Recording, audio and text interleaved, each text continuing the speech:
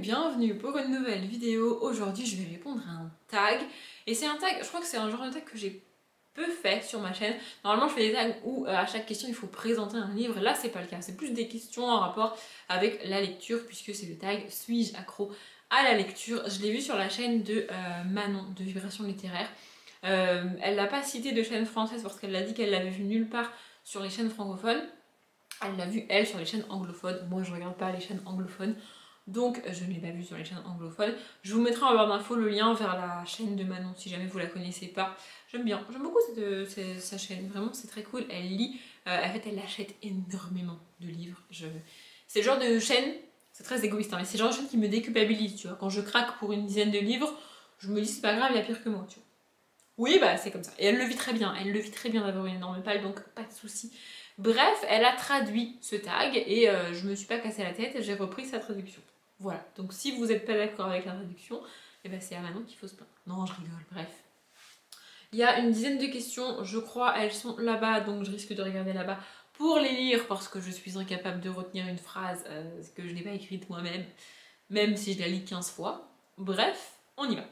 La première question c'est quelle durée maximale je peux passer sans lire, et là franchement ça doit être 2-3 jours, vraiment max. Alors il y a des jours où je vais lire que peut-être 10 minutes. Par exemple, je lis tous les matins avant de partir bosser, et même quand j'ai un truc à faire dans la journée, j'essaye quoi qu'il arrive de me prendre ce temps. C'est 10-15 minutes pour lire. Alors je vais lire 8 pages, hein, mais je vais lire un petit peu quand même. Voilà, donc du coup je lis globalement tous les jours, à moins que je parte en week-end, à moins que je parte en vacances. Et là il peut y avoir un jour, 2 jours où je lis pas parce que j'ai pas le temps, parce que je fais autre chose, parce que je suis occupée, parce que voilà, comme je suis avec des gens, je peux pas prendre ce temps de lecture le matin. Mais en général, je suis prête à sacrifier un quart d'heure, une demi-heure de sommeil pour pouvoir lire. Enfin, donc il se passe très peu de jours sans que je lise. Maintenant, il peut s'écouler, je sais pas, 4, 5, 6 jours au cours desquels je vais lire à chaque fois 10 pages. Mais je vais avoir lu un petit peu, donc ça me va. Deuxième question, combien de livres emportes-tu avec toi, e-book compris, à tout moment? Alors, e-book compris ou pas compris, c'est pareil parce que je lis pas d'e-book, donc comme ça c'est fait. Et en fait, je pense que je vais reprendre cette habitude-là parce que je me suis rendu compte en regardant la vidéo de Manon que j'avais perdu cette habitude-là. En fait, jusqu'à il y a quelques mois, j'avais toujours un livre sur moi, dans mon sac à main. J'achète même mes sacs à main en fonction de leur taille. En fait, c'est-à-dire que s'il y a un sac à main qui me plaît mais qui est trop petit et dans lequel un livre ne rentre pas, je ne l'achète pas parce que je m'en servirai pas. En fait, donc ça sert à rien. Donc voilà, j'ai actuellement un sac assez grand, je pourrais vous le montrer si vous voulez. Mais je ne mets pas de livre dedans en fait. Quand je vais travailler, je ne mets pas de livre parce que je sais que je vais pas avoir le temps de lire en fait. Mais je me dis que c'est débile parce que si jamais il se passe un truc, en fait c'est ça, le truc de avoir un livre sur toi, c'est si jamais il se passe un truc, si je me retrouve coincée, si pour je sais pas quelle raison, j'avais prévu de rentrer chez moi le soir, mais en fait je vais aller chez quelqu'un, je vais aller dormir chez quelqu'un, parce que couvre-feu, tout ça, je sais pas,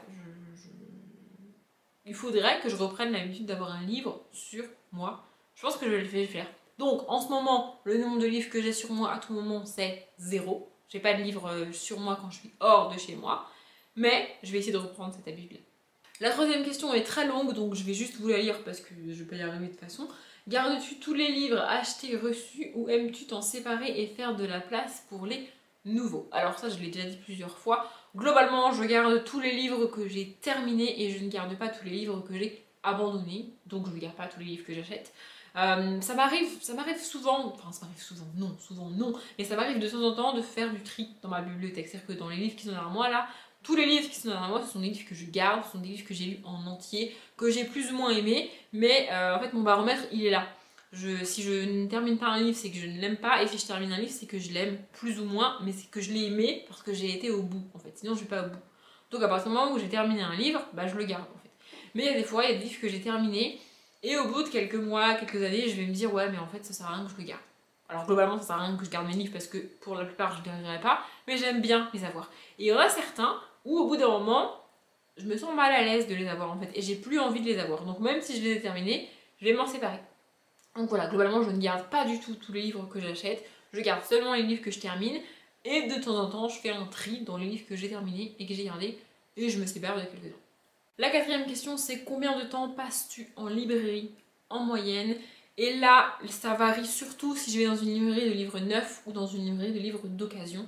Je vais commencer par les librairies de livres neufs parce que j'y vais très rarement, j'adore acheter d'occasion, j'en parlerai juste après, donc je vais rarement en librairie de livres neufs, et quand je vais dans une librairie de livres neufs, c'est pour trouver un livre précis en particulier que je veux acheter, vraiment, et la plupart du temps je ne le trouve pas, donc ça me fatigue. Donc du coup je reste à peu près 5-6 minutes dans une librairie de livres neufs, le temps de rentrer, d'aller dans le rayon que je veux, de chercher le livre que je veux, de le trouver ou pas, et de repartir. Vraiment, et ça m'arrive à peu près tous les 6 mois. Et encore, ça m'arrive très rarement, je vais rarement en librairie de livres neufs, je sais c'est pas forcément bien, mais c'est comme ça. Par contre pour une librairie d'occasion, là je peux y rester facile 1 heure, 1 heure et demie, 2 heures. Ah ouais vraiment, c'est-à-dire que j'adore aller dans une librairie d'occasion et là en fait je vais chercher des livres, je vais regarder s'ils ont certains livres, certaines suites de sagas, certains auteurs que je veux lire, mais s'ils l'ont pas c'est pas grave parce que c'est une librairie d'occasion tu vois. Et donc je peux passer 1 heure à chercher, à farfouiller, et en plus comme je lis à peu près de tous les genres et que je me suis aussi mise à la BD récemment, je vais faire tous les rayons. Je vais aller au rayon BD, je vais y passer un quart d'heure, je vais aller au rayon jeunesse, je vais y passer 20 minutes, je vais aller au rayon trieur, je vais y passer un quart d'heure, je vais aller au rayon contemporain, je vais y passer 20 minutes, je vais aller au rayon... Enfin, je vais faire tous les rayons et je vais passer 15-20 minutes par rayon. Donc comme il y a 5-6 rayons, bah j'y reste beaucoup. Et après, donc en fait, je fais un premier tour dans lequel je vais prendre plein de livres que je veux lire. Et soit je me retrouve avec 5-6 livres et je me dis c'est ok, je repars avec. Soit je me retrouve avec 10, 12, 15, 20 livres et là je me dis non, je peux pas repartir avec autant de livres. Et donc je refais un tri dans les livres que j'ai déjà sélectionnés et je repars avec une dizaine de livres en général. Donc voilà, je peux passer une après-midi entière dans une librairie d'occasion, vraiment. Donc en moyenne, je dirais que j'y passe une bonne heure et demie, vraiment. J'adore faire ça. Et quand la vendeuse, malheur, quand la vendeuse vient me voir, vous avez besoin d'aide, vous voulez... Non, non, je veux pas que tu regardes sur ton ordinateur et me dire si t'as le livre ou pas. Moi, ce que je kiffe, c'est chercher, farfouiller, en fait. Donc non, non, non. Ça me ferait gagner du temps, hein, mais c'est un plaisir, en fait, de farfouiller dans une librairie d'occasion. C'est un truc que j'adore. Bref, on passe à la question suivante. Question 5, combien de temps par jour passes-tu à lire? Et là, en fait, c'est très compliqué d'estimer mon temps de lecture parce que ma manière de lire, c'est pas je me pose 1 heure, 1 heure et demie ou une demi-heure et je lis. Ça va être, je vais lire 10-15 minutes avant de partir au boulot, je vais rentrer du travail, je vais lire 10-15 minutes, je vais aller me faire un café, je vais regarder une vidéo YouTube, je vais lire 10-15 minutes, je vais regarder une autre vidéo YouTube, je vais lire 10-15 minutes, je vais me faire à manger. Voilà, c'est comme ça que je lis. Je lis 10-15 minutes et ensuite je fais une pause et je fais autre chose, puis je relis, puis je fais une pause, puis je relis, puis je fais une pause. Donc je sais pas vraiment combien de temps j'accorde à la lecture par jour, mais je dirais en moyenne 1 heure et demie. Ça doit être à peu près ça, 1 heure, 1 heure et demie. Les jours où je travaille, le week-end ça peut monter jusqu'à 2-3 heures si j'ai rien d'autre à faire, sauf si, je sais pas, si je vais manger chez mes parents ou si des gens viennent ici, ou si à l'époque j'allais au cinéma, donc je vais lire moins. Mais voilà, en moyenne, sur un jour où je travaille, je vais lire 1 heure, 1 heure et demie, et sur le week-end, je vais lire 2 heures, 2 heures et demie, en moyenne. Question 6, à quel moment de la journée vas-tu préférentiellement lire? Alors c'est pareil, ça dépend de si je travaille ou si je travaille pas. Franchement, de toute manière, je pense que le moment où je préfère lire, c'est juste une demi-heure après m'être réveillée. En fait, je me lève, peu importe, hein, qu'on soit en jour de semaine ou en jour de week-end, je me lève, je me prépare, donc je prends ma douche, je me lave les dents, je déjeune, enfin dans l'autre sens, mais bon, bref, t'as compris. Et ensuite, je vais me poser 10-15 minutes et je vais lire. Et ça, j'adore. Démarrer ma journée comme ça, c'est un truc que je kiffe vraiment. J'avais pris cette habitude-là parce que je devais attendre que mes cheveux sèchent. Ah oui, c'est tout à fait débile, mais c'est comme ça. Et du coup, j'adore faire ça en fait. Lire ce petit moment de lecture, c'est mon moment à moi. Et même si je dois aller chez mes parents, même si je dois aller chez le médecin, ou j'ai un rendez-vous le matin, ou je dois aller faire les courses, peu importe, je vais m'arranger, je vais m'organiser pour, avant de partir de chez moi, avoir ce petit temps de lecture. Vraiment, c'est un truc que je kiffe. Et après, en général, c'est le soir quand je rentre que je lis. Hein, voilà. Et le week-end, c'est à peu près n'importe quand dans la journée. Voilà. Mais même vraiment, si je dois choisir un moment et garder un moment pour lire, c'est les petites 10-15 minutes du matin. J'adore. Question 7, combien de livres possèdes-tu en tout? Alors là, c'est pareil, c'est e-book compris, mais j'ai pas d'e-book, donc voilà. J'avais compté quand j'ai emménagé le nombre de livres que j'ai et que j'avais lus, on était autour des 500 de mémoire. Je dois avoir acheté des livres en plus, donc on doit être dans les 520, 530 maintenant, auquel il faut rajouter ma palle. Donc voilà, je dois être en gros entre 600 et 650 livres que j'ai chez moi. En gros, voilà. Question 8, amènes-tu souvent le sujet des livres et de la lecture dans une conversation? Alors oui et non en fait, c'est-à-dire que la lecture c'est un peu mon seul vrai loisir, je l'avais déjà dit, c'est le truc que je fais pour me détendre, voilà. Il y en a qui font du jardinage, il y en a qui sortent, qui vont dans des bars, dans des restos à l'époque, tu vois. Moi c'est la lecture. Donc forcément, par exemple, quand on me demande ce que je vais faire de mon week-end, bah je vais lire. Globalement, c'est ça. Parce que je pourrais aussi dire que je fais des vidéos, c'est ce qui me prend du temps sur le week-end aussi, mais je n'en parle pas des vidéos, donc je ne peux pas en parler. Et puis je sais pas, enfin ça, voilà, comme c'est mon divertissement, mon loisir à moi, c'est pas que j'amène ça dans la conversation, c'est que quand on me demande ce que je fais, ce que j'aime faire, bah je réponds la lecture en fait. Donc ça vient tout seul dans la conversation. Mais après, je vais pas imposer de parler de bouquins un midi à mes collègues, quoi. Vraiment, ça n'a pas de sens. Si tu lis pas, tu lis pas. Par exemple, je leur avais montré les photos de mes bibliothèques une fois que c'était rangé, parce que ça me faisait kiffer, parce que c'est un truc que j'ai bien aimé faire, que j'ai pris du temps à faire, et je voulais leur montrer, en fait. Et donc, du coup, bah, forcément, le sujet est venu, tu vois. Mais, donc oui, le sujet vient de temps en temps, mais j'ai pas pour volonté de l'amener absolument. Pour la question suivante, j'ai vérifié et j'ai été chercher le livre, puisque la question c'est quel est ton plus gros livre lu en nombre de pages, et je sais que ça se jouait entre l'héritage, le tome 4 de l'héritage de Christopher Paolini, le Harry Potter et l'Ordre du Phénix, donc le tome 5 de J.K. Rowling, et le livre que je vais vous montrer qui est donc le plus gros que j'ai lu. L'héritage, donc le tome 4, fait 899 pages, Harry Potter et l'Ordre du Phénix fait 975, 76 pages, je sais plus, mais quelque part par là. Et donc l'héritage est le troisième plus gros que j'ai lu, Harry Potter 5 le deuxième plus gros que j'ai lu, et le plus gros que j'ai lu, c'est Winter, le tome 4 des Chroniques lunaires de Marissa Meyer. On est sur 985 pages, je crois. Attendez, je vérifie. 983 pages. Voilà, donc c'est le plus gros livre que j'ai lu. Il est énorme, voilà. C'est le plus gros livre que j'ai lu. Et les 3 sagas que je viens de citer d'ailleurs, je pense que vous les connaissez parce que c'est quand même des grosses sagas young adult que tout le monde connaît. Mais si vous les connaissez pas ou vous les avez pas encore lus, bah lisez-les quand même. Hein.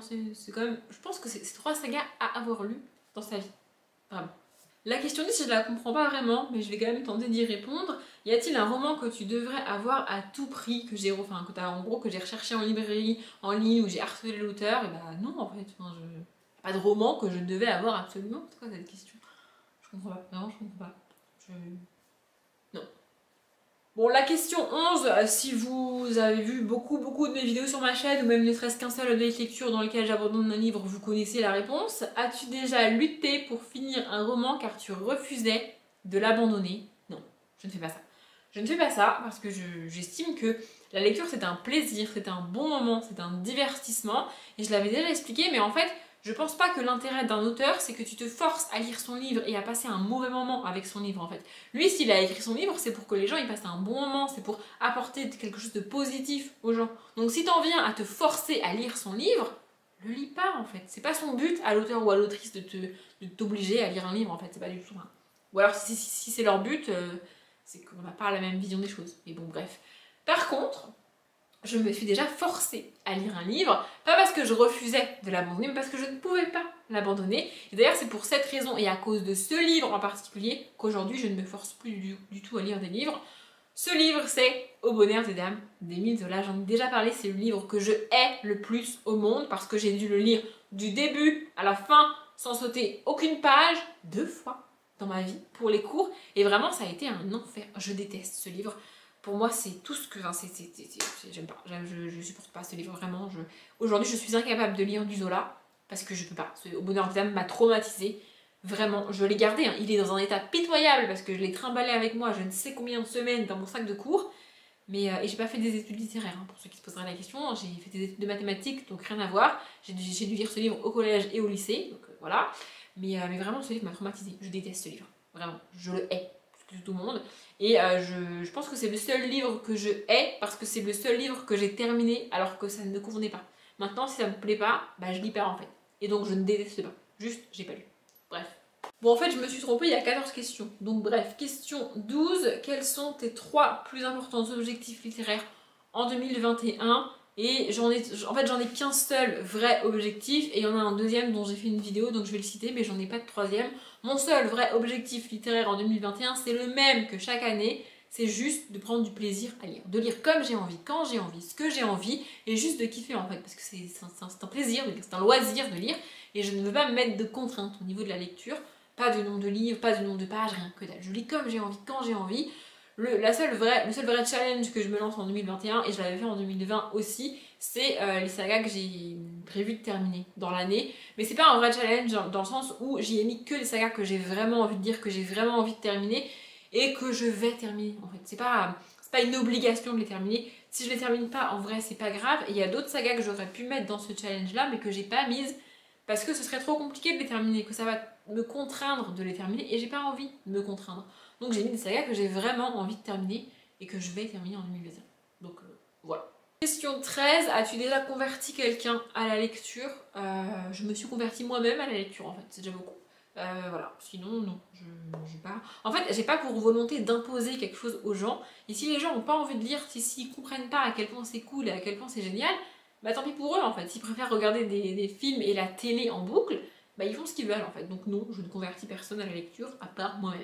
Pour la question 14, j'ai essayé de la préparer, mais je suis pas sûre de me rappeler de tous les mots que j'ai choisis. Bref, décris ce que les livres représentent pour toi en 5 mots. Alors, évasion, divertissement, ça, c'est sûr. Plaisir aussi, parce que si ça me fait pas kiffer, bah, je lis pas, je l'ai déjà dit. Et il y a aussi tout... Enfin, j'arrive pas à trouver un mot, mais il y a aussi tout ce qui est apprentissage, en fait. Les livres qui vont m'apporter quelque chose, qui vont m'apprendre quelque chose, qui vont me faire évoluer dans la vie. J'aime beaucoup ça aussi. Et j'en ai pas de 5e, en fait. J'ai beau chercher, je ne trouve pas de 5e livre, à part décoration et voilà, exposition dans mon appartement.